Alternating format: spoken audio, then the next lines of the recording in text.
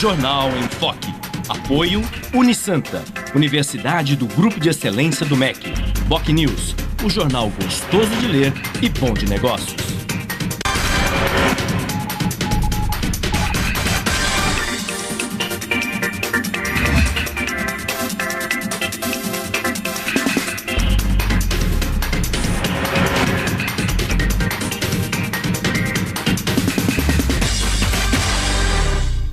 Olá, bom dia. Começa agora uma nova edição do Jornal em Foque. E hoje nós estamos recebendo, com muito prazer, dois candidatos à Assembleia Legislativa do Estado de São Paulo. Caio França, do PSB de São Vicente, e Anderson Bernardes, do PMDB de Guarujá. Muito bem. E no programa de hoje nós vamos dar continuidade, vamos dar seguimento ao ciclo de entrevistas que o Jornal em Foque, o Grupo Enfoque de Comunicação, está fazendo com candidatos a deputado da região metropolitana da Baixada Santista, que terão, assim, a oportunidade de apresentar os seus compromissos, os seus projetos, as suas propostas para a nossa região metropolitana da Baixada Santista. Nós vamos debater temas fundamentais, como saúde, educação, segurança, mobilidade urbana, entre outros de evidente, de notório interesse público para todos os cidadãos da nossa região. Mas vocês acompanham esse debate, essa conversa com os candidatos à Assembleia Legislativa do Estado de São Paulo, daqui a pouco, logo após um rápido intervalo comercial. Nós voltamos já com o Jornal em Foque.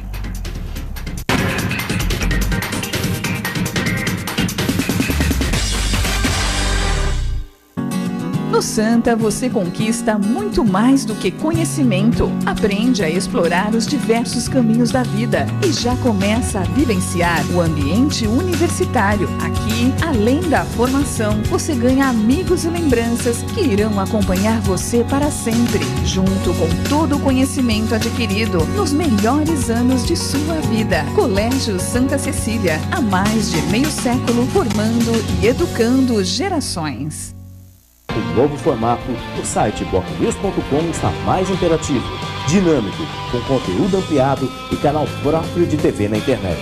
São mais notícias com credibilidade para curtir e compartilhar, em qualquer hora e lugar, seja pelo computador, tablet ou celular. Inclua o BocNews.com na lista dos seus favoritos e tenha ao seu lado a informação indispensável para o dia a dia.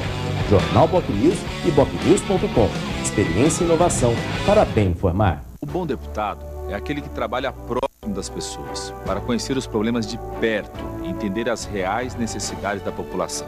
É por isso que eu peço o seu voto para os deputados do PT, que são os mais próximos do povo. Vote 13.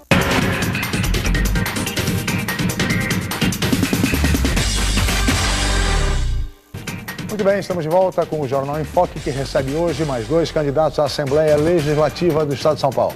Caio França, do PSB de São Vicente, e Anderson Bernardes, do PMDB de Guarujá. Eu gostaria de começar essa entrevista, esse programa, começando pelo candidato Caio França. Candidato, por que o senhor quer ser deputado estadual? Bom dia, obrigado pela presença. Bom dia, Chico. Bom dia, Anderson. Bom, Chico, primeiro porque eu tenho a esperança, né, de renovar, de melhorar a nossa região, o nosso estado de São Paulo. Eu acho que a política, quando é feita de maneira decente, ela pode melhorar muito a vida das pessoas. E eu me sinto hoje preparado para esse desafio.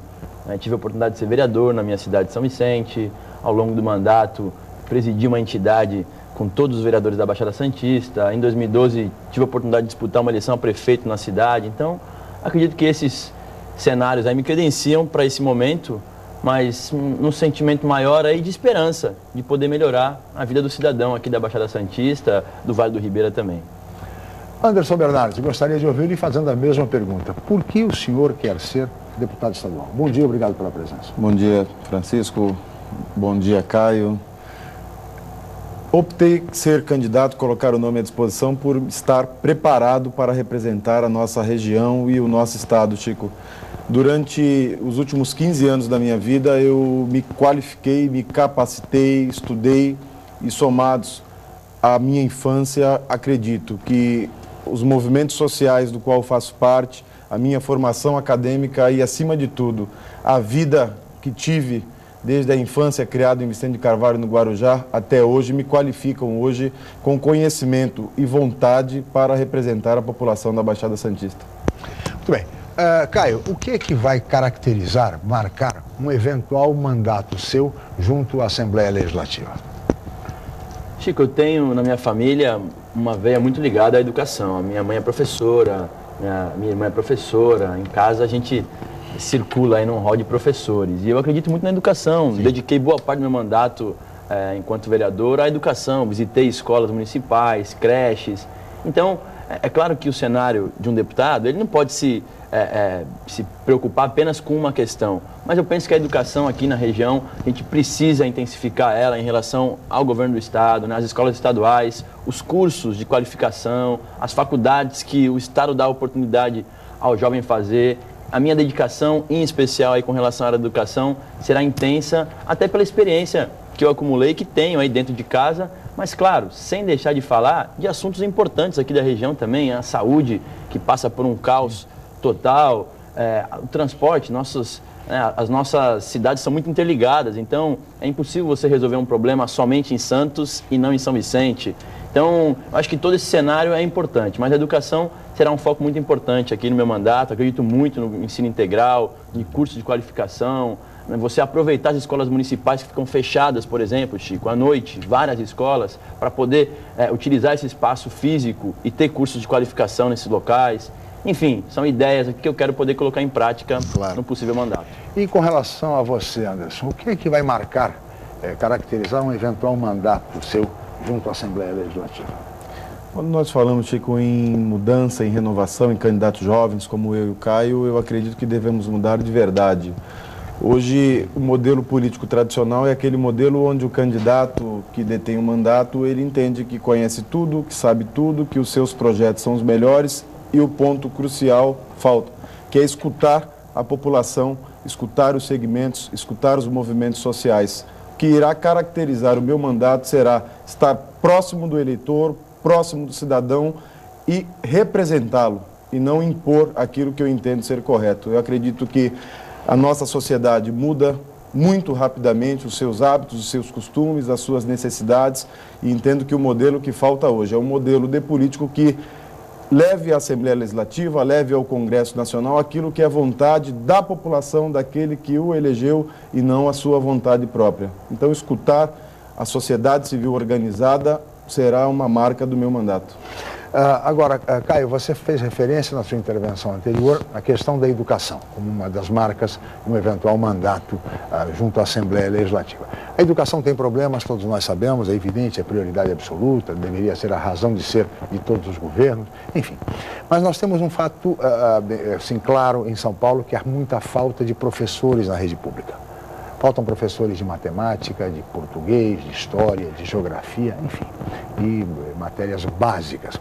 Como é que se pode amenizar, quer dizer, melhorar essa situação e se corrigir esse problema em São Paulo? Olha, você, Chico, tocou num ponto importante aí. E tem ótimos professores no estado, né? Professores capacitados, preparados. Agora, de fato, a rede, como é muito grande, São Paulo é um mundo, né? É gigante aqui dentro.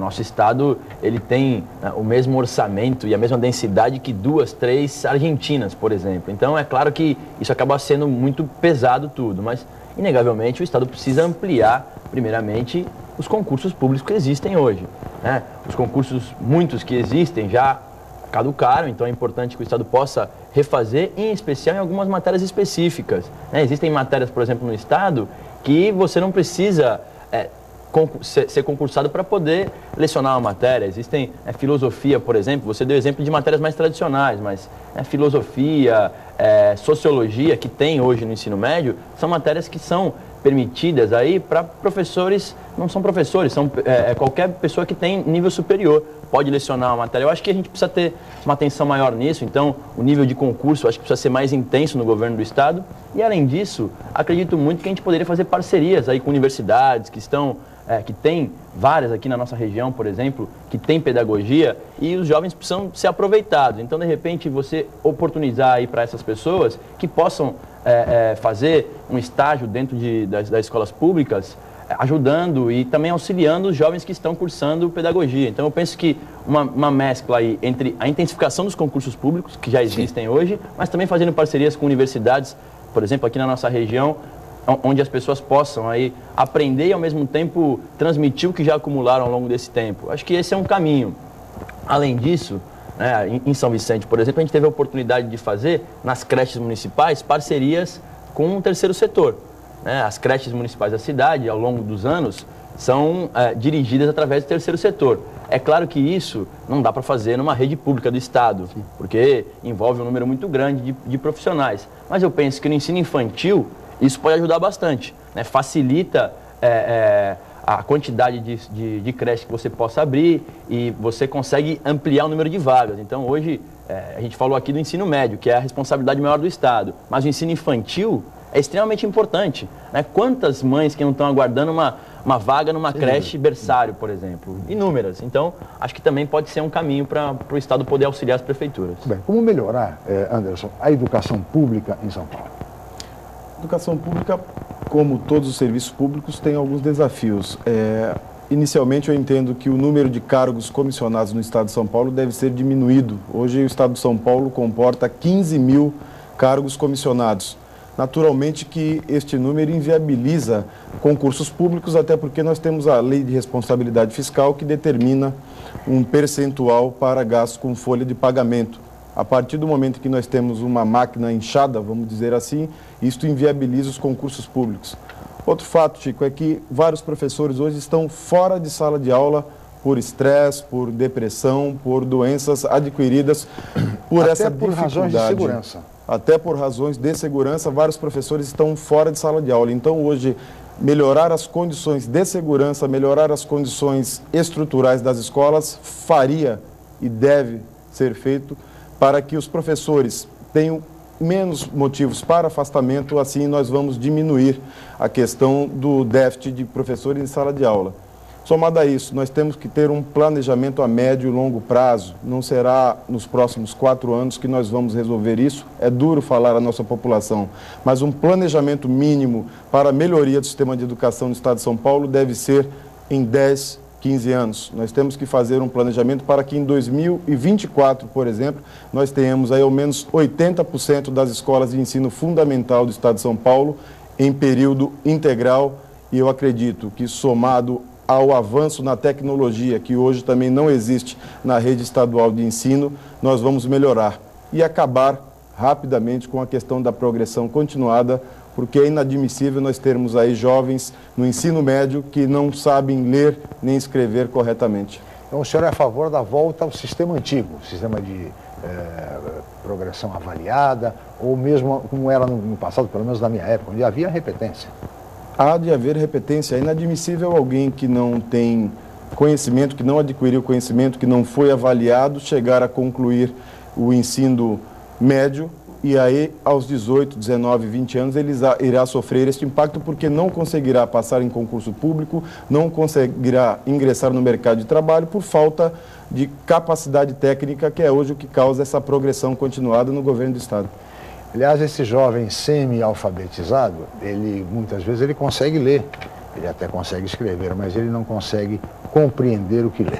Infelizmente, essa é uma realidade, cara. É verdade, é triste. Eu também penso que a progressão continuada deveria ser repensada aqui, né? Eu gosto do método mais tradicional de repetência, como hoje as escolas particulares fazem com os Aliás, a Prefeitura de São Paulo está fazendo isso. Já retomou isso, né? Então, eu entendo, né, a questão dos ciclos. Na verdade, a progressão continuada são ciclos, é onde você pode haver repetência, mas depois de um longo período aí de alguns anos para você tentar acompanhar, né, a sua sala. Mas eu acredito muito que ano a ano deve ter feito uma avaliação e aquele jovem que não se preparou, que não se qualificou, que não foi atrás, ele deve ter que retomar o mesmo ano. Então, eu também não gosto da opção hoje feita pelo Estado, da progressão continuada. Prefiro um método mais tradicional, né, da repetência ano a ano. Vocês abordaram temas importantíssimos com relação à educação.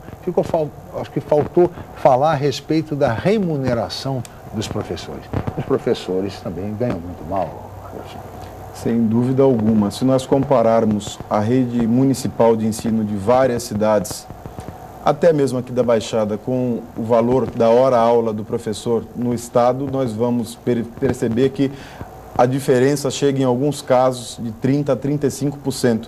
Obviamente que o fator de remuneração não é o único fator de qualidade no ensino, mas um professor que tem que lecionar em 3 períodos para poder completar aí a sua renda básica, naturalmente que ele não vai produzir como se estivesse com uma remuneração, por exemplo, podendo lecionar só em 2 períodos, e nós precisamos, mais uma vez friso, enxugar o custeio da máquina pública para que possamos remunerar melhor não só os professores, como, por exemplo, os policiais e os profissionais da rede de saúde do Estado de São Paulo. Isso talvez explique, Caio, a questão do déficit imenso de professores na rede pública.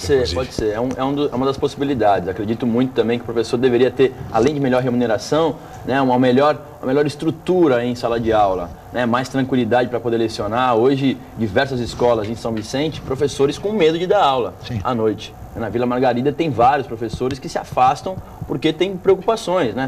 Carros são depedrados, eles são assaltados frequentemente na saída das escolas. Então, é triste, uma realidade muito triste, mas que envolve aí uma série de questões. Eu acredito muito no ensino integral, né? A gente tem hoje, o Estado tem iniciado investimento nesse sentido. Tem algumas escolas estaduais onde o fundamental já é feito de maneira integral, mas são pouquíssimas escolas ainda. Eu queria poder fazer com que a Baixada Santista pudesse ser pioneira, onde as nossas escolas todas aqui, por que não, né, tivesse período integral. O professor, Chico, nesses casos, ele fica o tempo inteiro na escola. Sim. Então, ganha melhor, claro, tem mais vínculo com a comunidade, tem mais vínculo com o aluno e com os pais. Isso facilita bastante as coisas e eu quero poder dedicar bastante mandato a isso. Muito bem, peço a licença dos senhores, nós vamos para um rápido intervalo e no próximo bloco nós vamos falar sobre uma questão fundamental, a questão da saúde na nossa região. Voltamos já.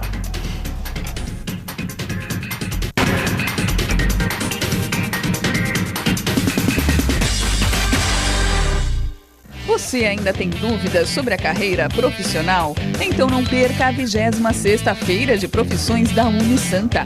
Oportunidade para participar de palestras gratuitas e visitar os estandes de todos os cursos da Unisanta, laboratórios, clínicas e outros ambientes. Dia 17 de setembro, das 9 às 13 e das 19 às 21h30, na Universidade Santa Cecília. Entrada franca com sorteio de brindes. Informações 3202-7101 ou www.unisanta.br/Feira de Profissões. O novo formato do site BocNews.com está mais interativo, dinâmico, com conteúdo ampliado e canal próprio de TV na internet. São mais notícias com credibilidade para curtir e compartilhar, em qualquer hora e lugar, seja pelo computador, tablet ou celular. Inclua o BocNews.com na lista dos seus favoritos e tenha ao seu lado a informação indispensável para o dia a dia. Jornal BocNews e BocNews.com. Experiência e inovação para bem informar. Vou criar o bilhete único metropolitano, que vai integrar ônibus, trem e metrô e dar 25% de desconto nas tarifas. São Paulo merece um governador com a força realizadora do Padilha.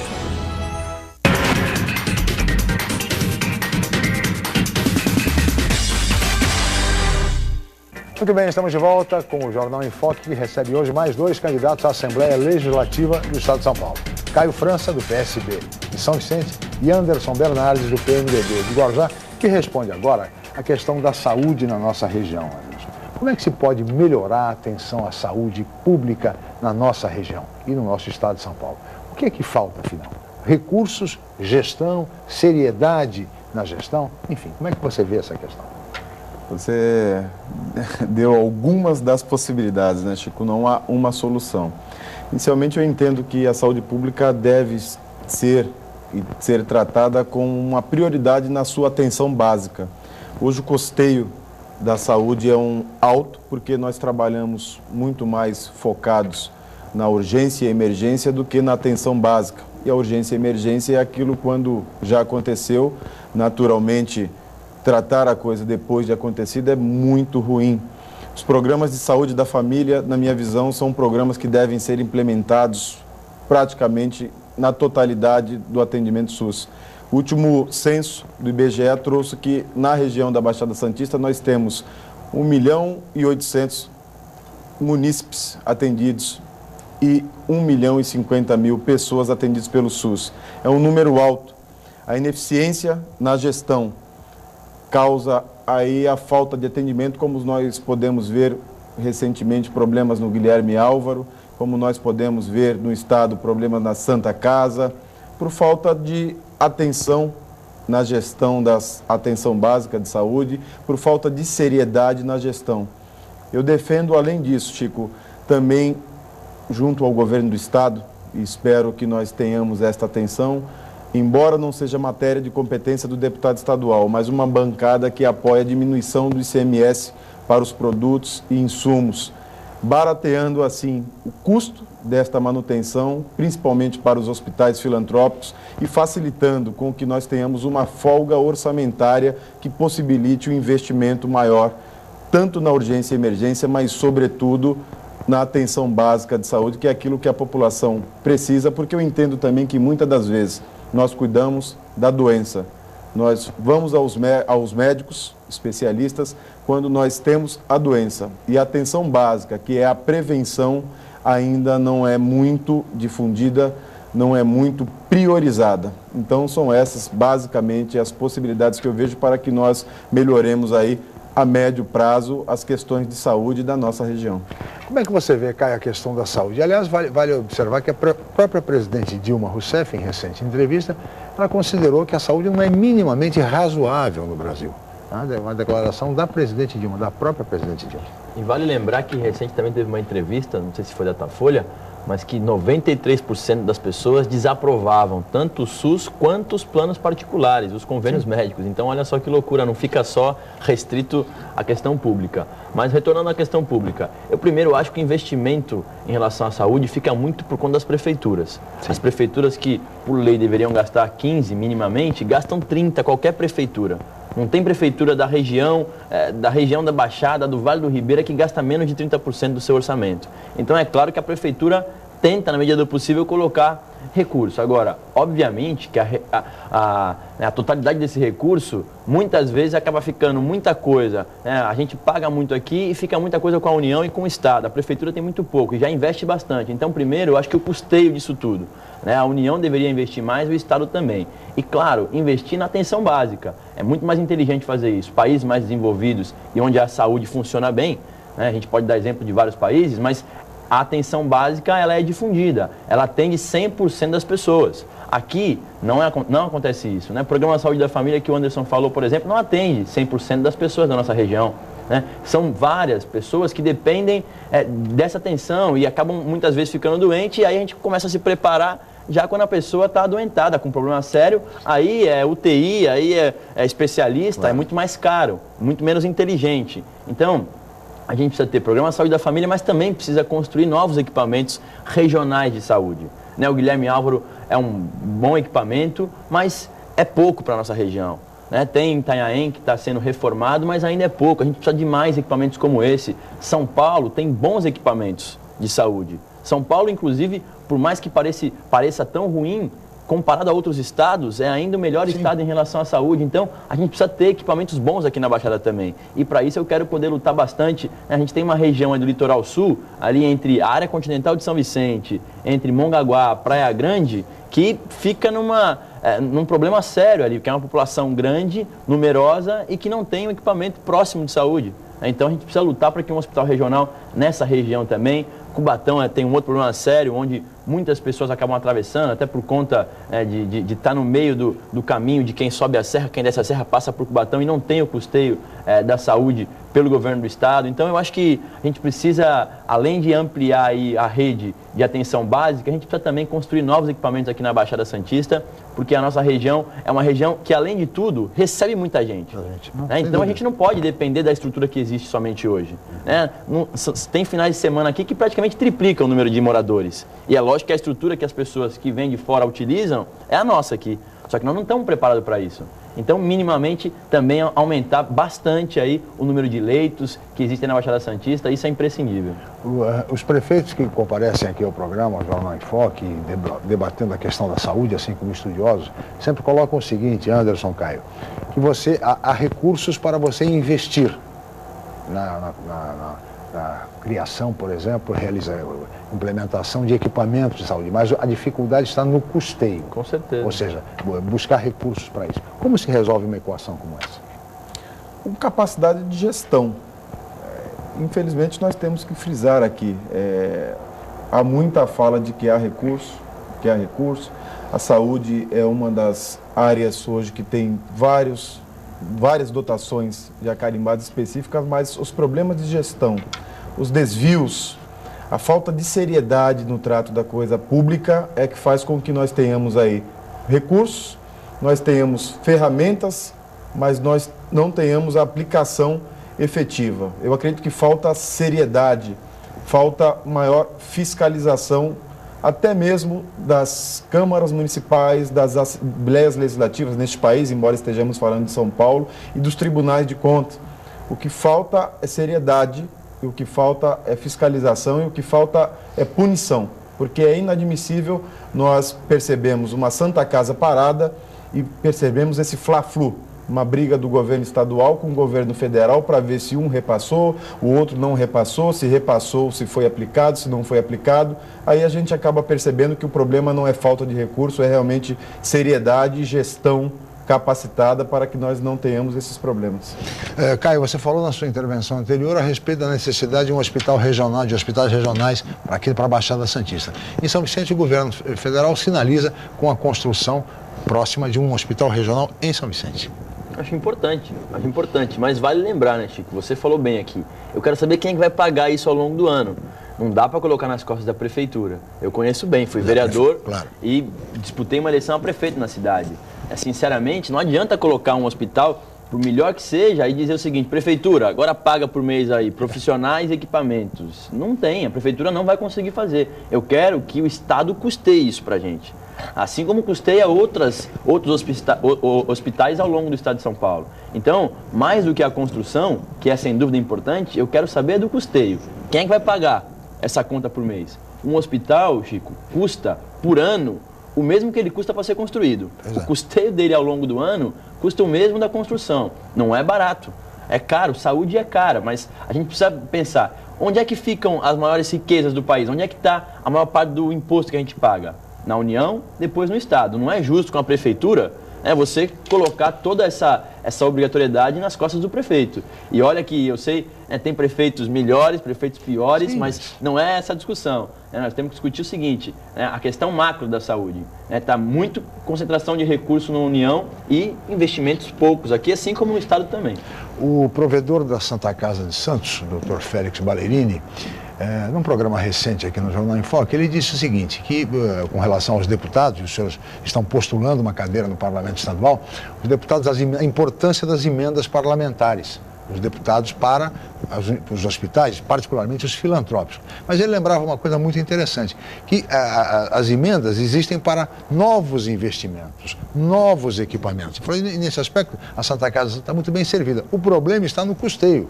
Ele gostaria que, de alguma maneira, a legislação se alterasse e que essas emendas parlamentares pudessem custear exatamente as despesas mensais de um hospital, e não apenas para investimento. Você acha que é possível isso? É possível, eu falo sempre de emendas, emendas são positivas, Chico, mas eu tenho visto na região que às vezes o deputado vem de 800 quilômetros de distância para a nossa região, traz 100 mil reais, de 5 milhões, por exemplo, no estado que seria possível, e depois vive a campanha toda falando do município, que foi um parceiro do município porque trouxe 100 mil reais para o município. Eu entendo que há necessidade realmente de termos uma mudança na legislação para que não façamos politicagem com o que é direito do município. O pacto federativo deve ser discutido para que, como o Caio disse, nós tenhamos uma parcela maior no fundo de participação dos municípios, porque não podemos ficar vivendo de migalhas. E aí, se o deputado está na base de apoio ao governador, ele tem facilidade na liberação dessas emendas. Se o deputado não está na base de apoio, a dificuldade é maior. São recursos do DAD que são mais facilitados para prefeituras que são do partido que está no poder, dificultados para o partido que está fora do poder. De fato, nós precisamos repensar a legislação para que os municípios tenham aquilo que é seu por direito e não apenas por esta politicagem feita por deputados, muitas vezes de fora da nossa região, que trabalham isso como se fosse um grande favor prestado ao município. Verdade. Quer comentar, Caio? Por favor. Eu reitero aqui, com relação às emendas parlamentares, ao custeio, eu acho que é válido. É claro que o parlamentar, que aí também falando enquanto quem já foi vereador, é claro que você quer o custeio é importantíssimo. O deputado, ele quer... como é que eu posso explicar? O custeio parece uma coisa muito do praxe, aí você não consegue... Pequena, do dia a dia, rotineiro. Mas na prática, não é. Né? É o que sustenta um hospital, Malarini falou aqui, é o que sustenta o hospital. Mas, de fato, o parlamentar, normalmente, ele fala, olha... Estou trazendo um aparelho de raio-x, estou trazendo um aparelho e tal, até para demonstrar, né, a importância daquilo tudo. Quando você vai fazer, olha, para o custeio... O acelerador linear, por exemplo. Exatamente. Eu não sei se eu estou me fazendo compreender aqui na minha fala, mas olha, para o custeio, parece uma coisa meio... física. Exatamente, parece uma coisa meio muito subjetiva. Mas custeio de quê? Né? Quem é que está pagando? Está pagando salário? É exatamente o salário. Então, eu sou a favor. Agora, eu compreendo também, muitas vezes, né, o parlamentar em querer fazer algo mais concreto, né? Algo mais objetivo, onde fala, olha, eu consegui trazer aquela coisa, né, para Santa Casa ou para um hospital, para qualquer órgão que seja. Então eu compreendo. Seria a mesma coisa que falar o seguinte, olha, o prefeito pediu aqui uma emenda para poder custear a prefeitura. Você vai falar, tudo bem, prefeito, eu me disponho a fazer isso, mas de fato eu estou pensando numa coisa pontual, né? Numa reforma de uma praça, numa troca de iluminação pública, num ginásio novo para a cidade, o custeio. Então, cabe a gente entender o seguinte, o errado nisso tudo está a conta macro, né? Isso deriva do seguinte, o fato é que o SUS só repassa 40% do que um hospital gasta por dia. Ou seja, o hospital tem que assumir 60%, 50%, 60% das despesas. O hospital filantrópico tem que assumir... O errado está a conta maior nisso tudo, que é esse custeio do SUS. O repasse sendo maior não teria esse problema. Eu sou até a favor da mudança, onde as emendas possam custear. Mas eu acho que isso também não vai solucionar o problema. É um recurso até desesperado dos dirigentes hospitalares em função da crise. Porque se o SUS repassasse devidamente que os hospitais prestam de atendimento, nenhum problema haveria mais. Resolver-se o problema. Agora não é assim, E esse problema vai acabar desaguando, né, Chico? Os modelos de sucesso são aqueles onde o número de atendimento SUS diminui e o número de atendimento particular avança. Aí nós temos um modelo de gestão sem um déficit nestas casas, e isso é muito prejudicial à nossa população. Sem dúvida nenhuma. Essa é a realidade da nossa saúde. Eu agora quero conversar com os nossos convidados sobre dois temas também muito importantes. A questão da habitação e a questão da segurança. Inclusive a questão da habitação, a nossa região metropolitana da Baixada Santista, segundo os dados oficiais, ela apresenta um déficit habitacional da ordem de 100 mil moradias, considerando-se os 9 municípios da região metropolitana. Eu gostaria de saber dos nossos convidados como amenizar esse déficit, esse desafio imenso, como enfrentar esse desafio imenso de casas, da construção, da necessidade de construção de casas populares na Baixada Santista. Mas eles respondem no próximo bloco. Nós vamos para um rápido intervalo, voltaremos em seguida com o Jornal em Foque.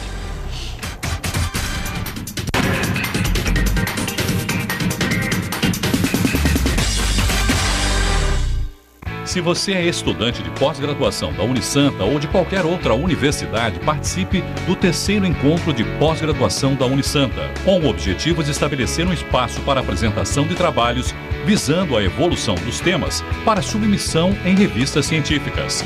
As inscrições são gratuitas até 21 de setembro pelo site www.unisanta.br/EPG. Universidade Santa Cecília. Excelência em educação.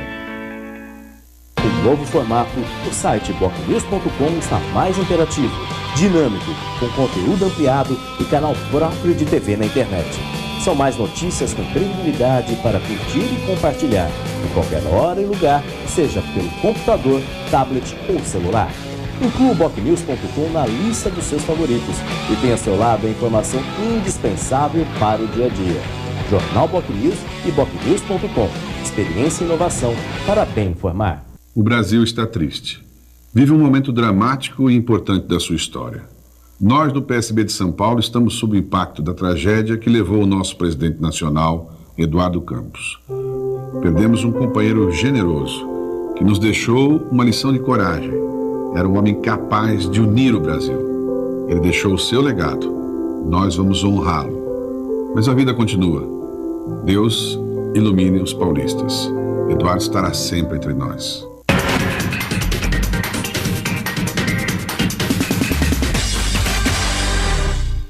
Muito bem, estamos de volta com o Jornal em Foque, que recebe hoje mais 2 candidatos à Assembleia Legislativa do Estado de São Paulo. Caio França, do PSB de São Vicente, e Anderson Bernardes, do PMDB de Guarujá. E vamos debater neste bloco habitação. Começando por você, Caio. Como enfrentar esse imenso desafio da nossa região que precisa de 100 mil moradias, de casas populares, 100 mil unidades habitacionais? Um número alto, Chico. E se você for pensar, acredito eu que esse número ainda seja para as pessoas do que chama-se de demanda dirigida, de pessoas de área de risco, moradores de área de risco. Vale lembrar que existem várias pessoas que pagam aluguel e que estão inscritas em projetos... Também tem direito a uma casa própria. Também tem direito. A gente também tem que pensar nessas pessoas, né? Quantas pessoas que não pagam aluguel e gostaria de entrar num programa social onde possa ter a casa e pagar isso ao longo da sua vida, ao longo dos anos. Então é importante que esse número aí ainda eu acho muito pouco perto da realidade. Agora, a gente primeiro precisa ter uma parceria de fato entre os municípios, o Estado e a União. A União tem feito alguns acenos aí com projetos importantes, do Minha Casa Minha Vida, o Estado tem algumas construções da CDHU, Cubatão recentemente recebeu um grande projeto habitacional, Serra do Mar, construído pelo Estado, mas a gente precisa pensar, primeiro, áreas para a construção disso. As prefeituras precisam também ceder por muitas vezes. Tem áreas onde as prefeituras acabam não cedendo por moradias, então é importante que a prefeitura também se conscientize da importância da moradia, porque a moradia acaba envolvendo outros vários problemas sociais. Uma pessoa que mora numa palafita, por exemplo, México 70 em São Vicente, tem um déficit ainda grande, embora tenha muita gente já saído de lá. Mas é importante que a prefeitura possa ceder algumas áreas para construção. E é inaceitável você ver obras paradas. Tem obras em São Vicente, vou dar o exemplo novamente, atrás do Centro de Convenções no Bitaru, que paralisou, aí começou a depedração, as pessoas a roubarem o que já tinha feito. Tem outra obra importante na cidade de São Vicente, que acaba sendo um marco aí de atraso, que era uma obra do governo federal, agora a CDHU comprou, que fica na linha azul, em frente ao Charmes. Quem mora em São Vicente, quem frequenta ali, é um braço da Imigrantes, já é horrível, triste, uma realidade triste naquele local. Então, a gente precisa também fazer com que os conjuntos que já estão evoluindo, que eles possam terminar isso. E aí, vale lembrar, a contenção disso tudo, você não deixar com que novas famílias possam avançar. Essa é uma outra questão que tem que ser paralelo... Congelamento da área, Exatamente. Paralelo à parceria que precisa ter de prefeituras poderem ceder algumas áreas, o Estado e a União investir com projetos importantes, a gente precisa controlar essas invasões. Senão, não tem poder público que dá jeito. Você consegue tirar uma família, tirar 10 famílias. Você passa 1 mês, 2 meses, já tem outras famílias naquele mesmo local começando a construir, e daqui a pouco está inscrita num projeto, você não consegue mais tirar. Então, precisamos ter um controle firme dessas invasões, porque senão nenhum poder público vai dar conta disso e depois acaba ficando aí no colo do poder público para poder custear isso e se torna extremamente difícil de você conseguir construir casa para as pessoas. Talvez seja o problema social mais dramático do Brasil, a questão das casas populares, Anderson. O Caio falou sobre São Vicente em Guarujá. Guarujá sofre, Chico, com a irresponsabilidade política de mandatários que ocuparam o executivo nas últimas décadas. Nós tivemos um crescimento do número de invasões muito empurrado por legisladores e chefes de executivo que entendiam que desta forma estariam criando currais eleitorais. E esta irresponsabilidade hoje faz com que, por exemplo, nós tenhamos a dificuldade que o Caio citou de termos áreas para que tenhamos a construção de novas moradias. O Guarujá hoje tem o maior programa habitacional já contemplado com recurso do governo federal, através do PAC, que irá contemplar a região da Vila Júlia até a Barreira, que fica na Enseada. Nós estamos no dia 29, os munícipes estarão recebendo por parte do poder público 79 unidades na Prainha, e até o início do próximo ano, mais de 600 moradias. Entretanto, o congelamento, que é o que foi citado aqui, é uma grande dificuldade porque não é novidade para ninguém. O crime organizado hoje domina várias áreas de periferia, a dificuldade de o poder público estar fiscalizando e realmente congelando é enorme, até por conta do receio que o servidor público tem de fiscalizar.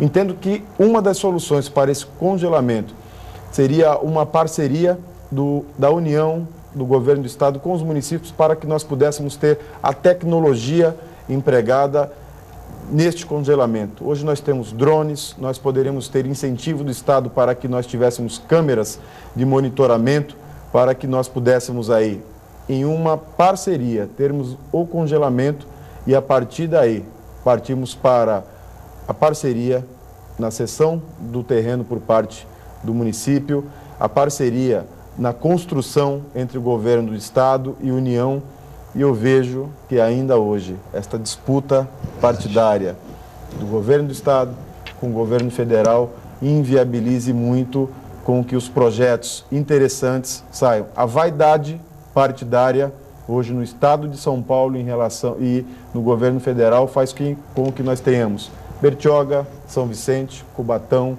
Guarujá com um déficit habitacional muito grande, muito mais pela falta de união do que pela dificuldade orçamentária ou de gestão. Nós precisamos pensar neste fator. Eu acredito que a união de esforços é o que minimizará esse déficit habitacional e a responsabilidade dos vereadores, dos prefeitos, dos deputados para que nós não forneçamos telhas, madeiras e etc, porque ainda hoje a gente vê práticas políticas como essa, fazendo com que os municípios aí fiquem numa situação muito ruim e a questão habitacional vai desaguar necessariamente na saúde e na segurança pública. Sem dúvida, o que é absolutamente lamentável esse tipo de prática que o Anderson fez referência. Agora, o desafio habitacional é, sem dúvida, pelo menos na minha visão, o maior desafio da nossa região metropolitana.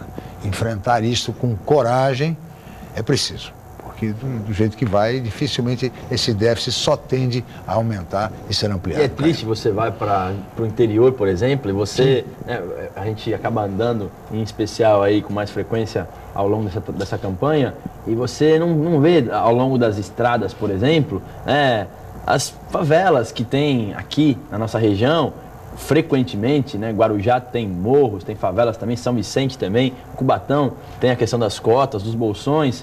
Então você acaba ficando assim, percebendo, pô, será que no interior, né, não se conseguiria a gente conseguir fazer a mesma coisa que tem no interior, né? Você, indústrias, fábricas em torno das rodovias, que geram emprego, gera renda para o município. E aqui, infelizmente, por várias vezes você acaba se passando aí por um momento constrangedor e difícil de conseguir soluções. São soluções a longo prazo. Você não consegue tirar uma família do dia para a noite de um local, né? É uma tarefa para os parlamentares. Essa é uma tarefa para os nossos legisladores cobrarem, inclusive do Executivo, do Poder Executivo, providências imediatas. Você fez referência, Anderson, agora à questão da segurança. Segurança é outra das grandes preocupações da população, não apenas aqui na região, mas em todo o país. Como enfrentar, quer dizer, com eficiência, esses inimigos modernos da pátria que são o tráfico de drogas e o contrabando de armas? Tratando a segurança pública como algo multidisciplinar. Eu costumo sempre afirmar que enquanto nós entendermos que segurança pública é problema da polícia, nós iremos viver enxugando gelo e viramos o governo do estado comemorando o número de prisões. Eu entendo que segurança pública passa pela questão habitacional, segurança pública passa pela mudança deste nosso sistema de educação, sobretudo no ensino fundamental, segurança pública passa pelo avanço de políticas como as que são empregadas no Senai, de profissionalização dos nossos jovens. Segurança pública passa pela diminuição da carga tributária, fomentando aí novos empreendedores e fomentando o aumento da produção e o crescimento da nossa indústria e do nosso comércio. Segurança pública é uma questão multidisciplinar que tem que ser tratado com oportunidade de emprego, qualificação profissional, melhor infraestrutura urbana, diminuição dos índices do déficit habitacional e aí, naturalmente, a Polícia Militar hoje tem um banco de dados, a Polícia Civil tem outro banco de dados. A Secretaria de Administração Penitenciária, por vários momentos nas últimas décadas, se sobrepôs à Secretaria de Segurança Pública, até com conflitos entre os secretários. A questão da corrupção, e eu sou servidor público, mas falo com toda firmeza, a corrupção dentro da Secretaria de Administração Pública, a corrupção dentro das polícias tem que ser combatida com muita firmeza. E é preciso ter coragem para falar isso.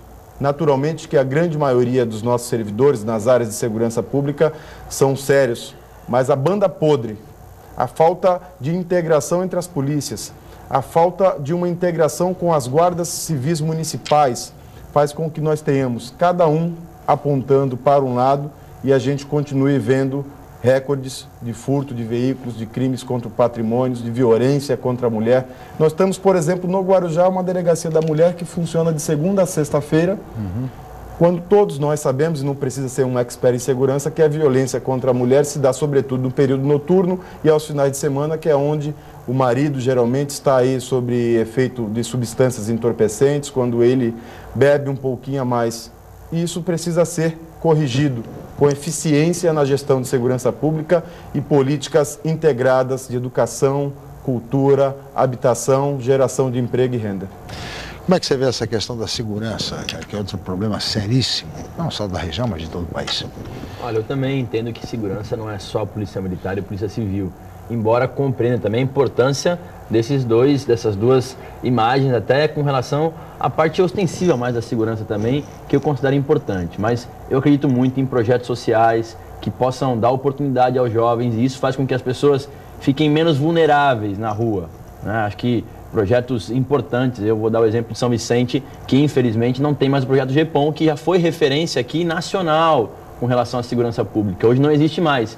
Então, uma emenda parlamentar poderia custear, aí sim, claro, um projeto como esse, para facilitar. Acho importante também, inegavelmente, que a gente possa ter novas oportunidades de emprego, etc. Mas, inegavelmente, a gente precisa ter mais efetivo policial aqui na nossa região também, né? Recentemente o Estado, através do DEGEM, que é como se fosse atividade delegada, né, mas com outro nome, ampliou um pouco da estadia do policial na rua, aqui na Baixada, mas é muito pouco ainda. A gente necessita bastante, né, de mais policiais na rua, distritos, como o Anderson falou, 24 horas abertos. Não adianta que um distrito fique apenas ao longo da semana com o horário comercial das 9 às 18. É inaceitável isso numa cidade, vou voltar a São Vicente aqui, a área continental tem 130 mil moradores, o distrito fica fechado, né, aos finais de semana e depois às 18 horas. São 3 distritos na cidade, um único aberto no centro da cidade. Então, não é justo. Isso acontece de monte nos municípios, né? Tem problemas em Santos assim, tem problemas na Praia Grande assim. Então, é importante que a gente também possa, caso a caso, poder resolver problemas como esse, né? Além disso, além de tudo isso, acredito muito que o monitoramento possa ajudar bastante, claro, né? Facilita muito. Acredito bastante que as guardas municipais precisam ser reforçadas e isso cabe à Prefeitura fazer, mas também através de parceria, né, com o governo do Estado, com as emendas parlamentares, para poder melhorar desde do efetivo da Guarda Municipal até os equipamentos que a Guarda Municipal existem para cada uma das guardas municipais. Então, eu acho que cabe aí a todos os entes também uma união de esforços e o mandato de um deputado estadual também tem que estar à disposição em relação à segurança pública. Afinal de contas, a gente vive numa região aqui que também depende muito disso. Né? Além das pessoas que vêm de fora, em especial quem mora aqui na região. Então, veja, nós temos no período de verão, essa chamada Operação Verão, onde o efetivo é considerável. A nossa região, pelas suas características e peculiaridades, poderia e seria justo que recebesse um efetivo, como se acontece na Operação Verão. Né? Quero frisar também, o Caio citou o GEPOM, no Guarujá eu fui responsável até maio pelo maior programa de emprego para jovens já ocorrido na cidade, o programa chamado Jovens no Exercício da Cidadania, onde a administração pública, através de uma lei criada em 2010 pela prefeita Antonieta, recruta jovens na faixa de 18 a 20 anos e os coloca num curso de formação de 2 meses e depois os aloca nos serviços públicos e até sendo contratados pela iniciativa privada. Eu acredito que essa oportunização.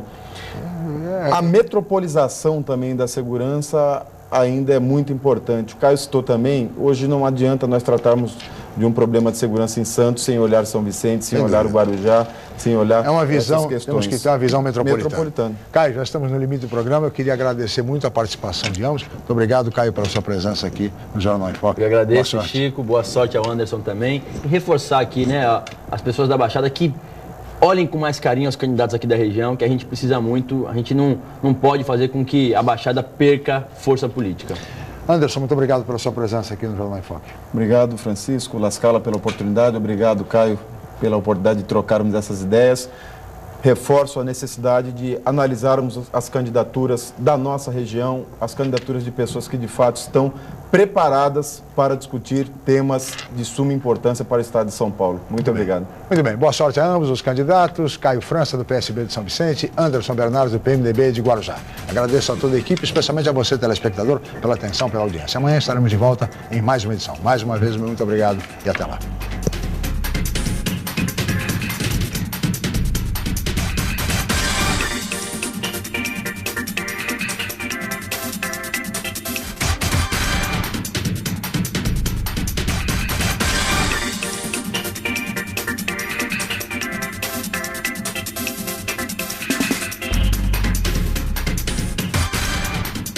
Jornal em Foque.